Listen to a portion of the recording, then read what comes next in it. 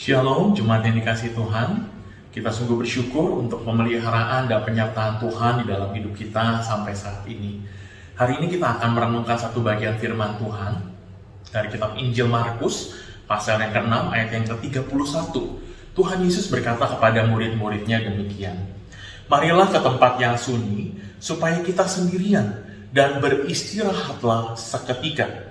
Sebab memang begitu banyak orang yang datang dan yang pergi, sehingga makan pun mereka tidak sempat."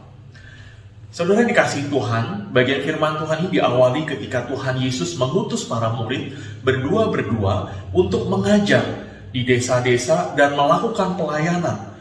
Begitu banyak pelayanan yang mereka lakukan, pelayanan pengusiran setan, pelayanan penyembuhan orang sakit, dan masih banyak lagi pelayanan-pelayanan yang mereka lakukan.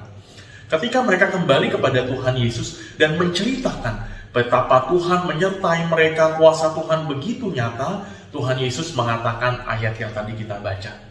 Tuhan Yesus mengajak mereka untuk menyendiri ke tempat yang sepi dan beristirahatlah seketika. Jemaat yang dikasihi Tuhan, kita hidup di tengah-tengah zaman yang bergerak begitu cepat, mendorong kita untuk harus selalu bergerak dan bergerak.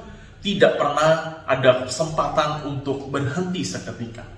Ketika kita ingin berhenti seketika, sekonyong-konyong orang di sekitar kita seakan-akan mendorong kita untuk maju terus. Apakah itu atasan kita, apakah itu kebutuhan ekonomi keluarga kita, membuat kita harus bekerja lebih keras lagi. Saudara yang dikasihi Tuhan, kita membutuhkan waktu untuk berhenti sejenak. Kita membutuhkan waktu untuk beristirahat seketika.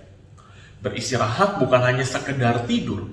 Beristirahat adalah dari segala aktivitas kita agar kita bisa di-recharge, dikuatkan kembali oleh Tuhan. Kita boleh mendapatkan semangat yang baru.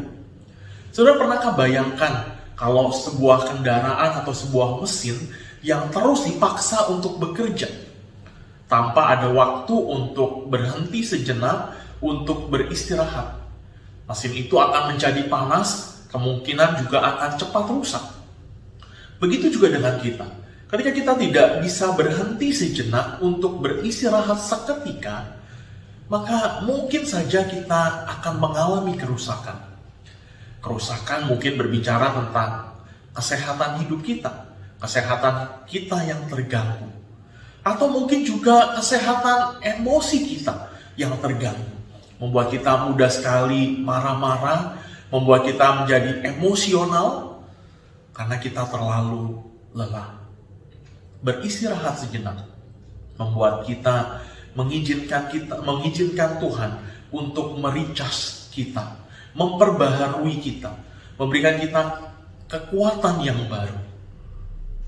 Dan yang kedua, dengan beristirahat sejenak, kita diberikan waktu untuk boleh kembali mengingat akan kebaikan Tuhan di dalam hidup kita.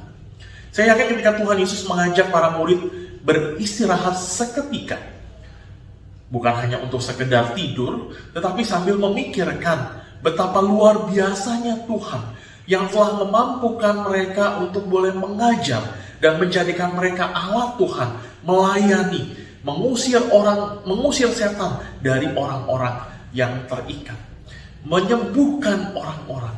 Itu bukan karena kuat dan gagah mereka, tetapi karena tangan Tuhan yang menyertai mereka. Oleh sebab itu ketika para murid beristirahat seketika, mereka kembali mengingat akan kebaikan Tuhan dan mereka boleh bersyukur. Saudara, ketika kita bisa beristirahat seketika, kita seperti kita mundur satu langkah untuk maju dua langkah. Sehingga kita akan terus lebih mampu untuk melakukan pelayanan kita, melakukan pekerjaan kita, melakukan tanggung jawab kita. Karena Tuhan sudah menguatkan kita, karena Tuhan sudah menolong kita, dan itulah yang membuat kita bisa lebih kuat. Saudara, di tengah-tengah kesibukan kita, pekerjaan kita, tuntutan hidup kita, marilah kita ambil waktu untuk berhenti sejenak, untuk beristirahat seketika. Untuk apa saudara? Agar memberikan kesempatan kepada Tuhan untuk memperbaharui tenaga kita, kekuatan kita, semangat kita. Tapi pada saat yang sama juga menolong kita untuk mengingat kebaikan Tuhan di dalam hidup kita. Sehingga kita boleh tetap kuat menghadapi kerasnya kehidupan. Kita boleh kuat menghadapi kesulitan hidup kita.